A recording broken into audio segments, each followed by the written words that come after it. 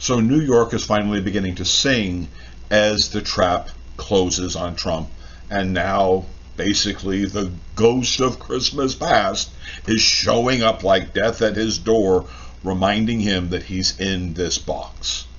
And it comes from an email that specifically is from Epstein that says that Trump spent hours at Epstein's home with victims.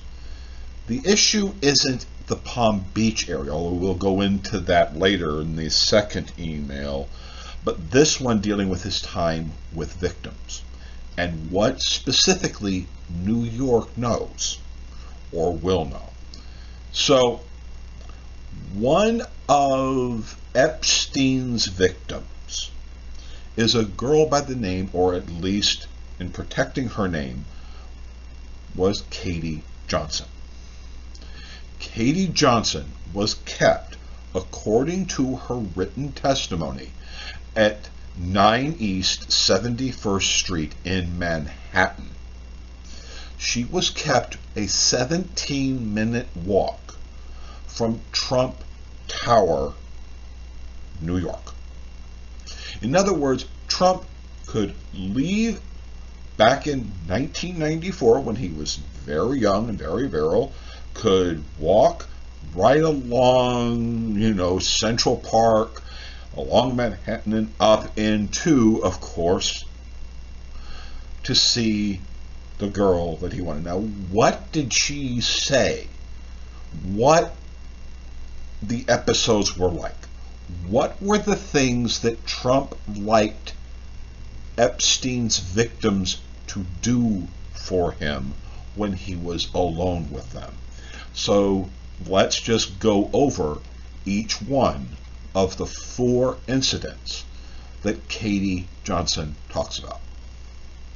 Donald Trump knew that I was 13 because the first night that I was there, Tiffany actually suggested that she had a whole bunch of different wigs, and I expressed interest in them. I always told her that I would love to walk around with blue hair, and so I tried some on, and there was a blonde wig that she said that looked great on me. So I wore that wig, and Donald Trump had specifically asked about me because I remind him of his daughter, and she said, well, she's 13 as well. So you get that, right? Trump was attracted to Katie Johnson, particularly because she reminded Trump of his daughter when she put the blonde wig on. And Epstein had this girl, Tiffany, which was helping to inspire and keep Katie Johnson in helping please Donald Trump. Again, this woman was kept at 9 East 71st Street, Manhattan, in New York. So New York is just getting ready to begin to sing. Let's keep going. Donald Trump had specifically asked about me because I remind him of his daughter, and she said, well, she's 13 as well. Well, I was going to say sex, but I can't relate that. If Ivanka weren't my daughter, perhaps I'd be dating her. Stop it! Oh, it's so weird. Stop. You know what? You are sick. Isn't that terrible? Yeah. How Well, you're terrible. known for saying outrageous things, Mr. Trump. Who are you, Woody Allen?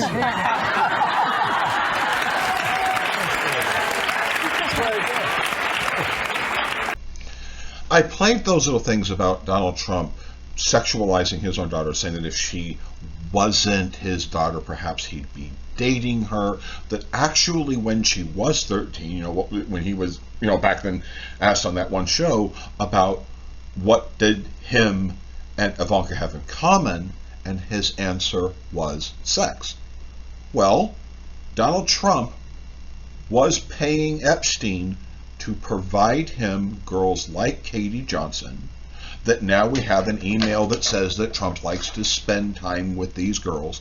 And this particular girl is saying that Trump liked her because she looked like his daughter, and she was kept at 9 East 71st Street, Manhattan, a 17-minute walk from Trump's home. Now let's get into the fantasy plays that she describes that Trump paid to have with her. Sure. And the next thing that Tiffany approached me with was that he had a fantasy where he walked in on his maids basically making out, and that it was some type of fantasy for him. So she asked, I was at that point, I was like, I don't want to be involved with anything that has to do with him. But she's like, you were just basically the other one. So there's nothing that you will have to do. Just don't, he's requesting you to be involved. So I reluctantly, I felt like I didn't have a choice there, but it was basically he's walking in, his two maids. I was one of the maids. I was the white maid. And there was a Spanish girl, Maria, who was the Hispanic maid. And we were making out, and he walks in and he gets really angry and threatens to call immigration on Maria if she doesn't come over and make things right and give him a blowjob.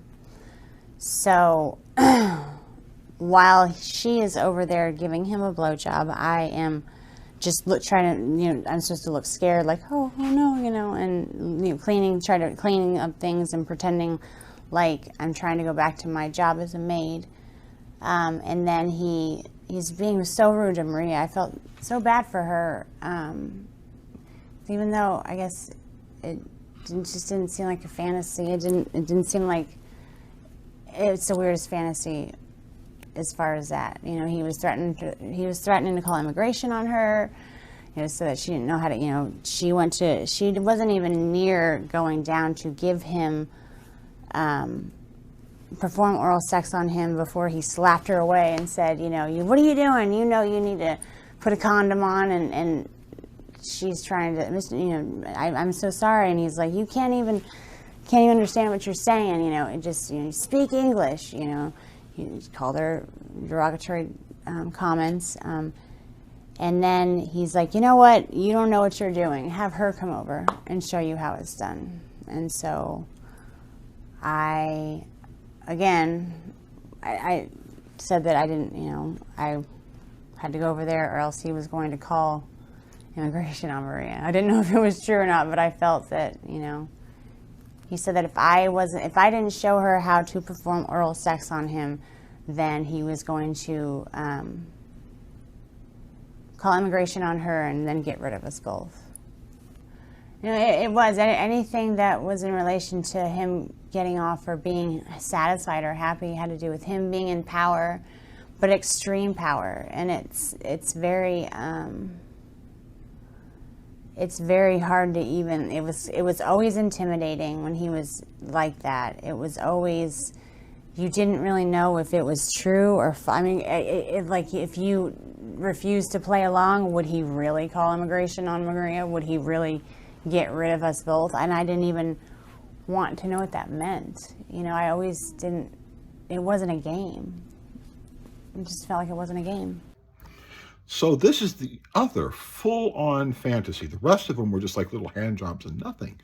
But this is where Donald Trump is wanting this 13-year-old girl look-alike of his daughter with the blonde hair playing with the Hispanic maid that Trump does his race play fantasy of blackmail, of racial blackmail fantasy, of threatening to deport her, all of this stuff, extreme power plays like what she is describing, where it's do as I say or I'll deport you.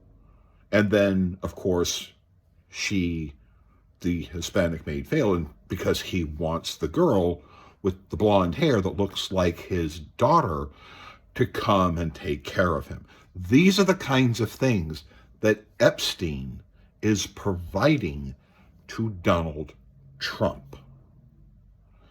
This is what Katie Johnson is describing, what it is like to be in the room that the email describes. When Trump went in there, what were the things that Trump was doing? And that was having race play which to me, I've always wondered if today, with everything that ICE is doing, if this is just like, the rotting brain of a perverted old man who it gets to relive his race play fantasy with his daughter lookalike and in New York, which again, New York is singing, but it is going to sing even louder because they now have a mayor with no connection to the power structure that was protecting things like this from happening. Now, let me be clear. This is only one. The next one is the worst fantasy that Trump paid Epstein to give him from the lookalike of his own daughter. The last encounter that I had with Donald Trump, Tiffany approached me about a rape scene that basically tied to a bed with pantyhose, and he tied him. They were so tight, it hurt to even lay there. And I tried to say something, and it was like, he just, shut up, shut up, bitch. It was basically like he was being really, really rough, and I understand. It just didn't seem like a fantasy, and I started to get scared, and he was, basically ripping my clothes off, and I was actually I got freaked out. I told him that I didn't want to do this. I screamed over for Tiffany. She was like, Mr. Trump, she's only, this is scaring her. And he's like, oh, you shut up too. He just turned into this animal. It was like a completely different person. It was like everyone in the room was scared of him. And I was, it was like I couldn't do anything about it. And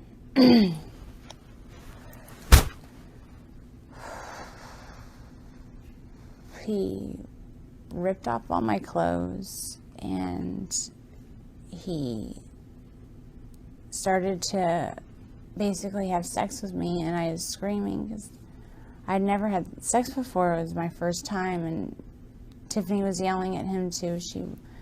She was saying that I was a virgin, and he told us to just shut the fuck up, and just basically took my virginity while I was crying and telling him to stop. And that. Do you get what she is describing?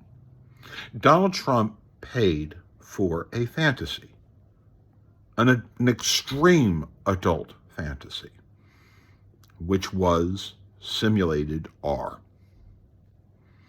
And you see, the problem when you do simulated R type fantasies, what happens? What are you supposed to do? You see, when you have these extreme bondage fantasies or whatever things, right? There's usually what is called a safe word. And the difference between having freaky deaky weird stuff in your fantasy, the difference between that and the big R word, is the safe word. You're supposed to stop. Because if you don't, what you're doing is the R word. But that is not the worst about what happened. Look over here. Katie Johnson's testimony, her written testimony that accompanied this, was about a meeting that Jeffrey Epstein and Donald Trump had with her, where they threatened to kill her and her family if she ever spoke. It's why she pulled back on the lawsuit, because her life was threatened. But now what we have is a bloody email with Trump having meetings and Epstein remembering a meeting. I would assume in a meeting like this might be kind of important. Now, granted, maybe or maybe not the woman who is identified as the victim is or is not Katie Johnson. But there are many opportunities to have victims like Katie Johnson. This, Republicans, is who you have been protecting. Me? I heard about Katie Johnson in 2015 when her testimony, when her evidence was out there. She was one of the lists of the multiple women who were saying that Trump played with them. She was there. Epstein's name was there. So you were told. Do not give me this bullshit that you were not told. I was all over the internet. I was posting like crazy because 90% of my reasoning against Trump is because you don't get to do this sort of thing and ever be called president. That doesn't even get to be attached to your name. And if it is, you got to come forward.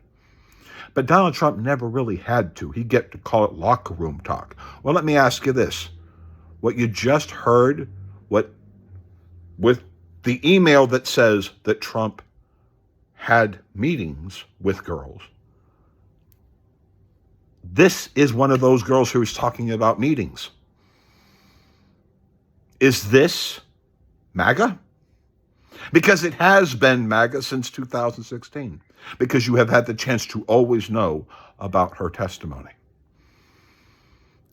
But it's been shameful that her efforts were reflected with threats to kill her. Instead of what you should have done, which is stood up for her. Because it takes enormous courage to stand up to a person like Donald Trump and Jeffrey Epstein and all the other people who would shut her down because she was one of Epstein's victims and Donald Trump's victims. Like, share, subscribe.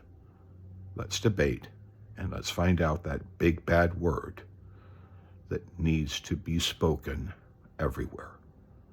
I believe in Katie Johnson. Thank you.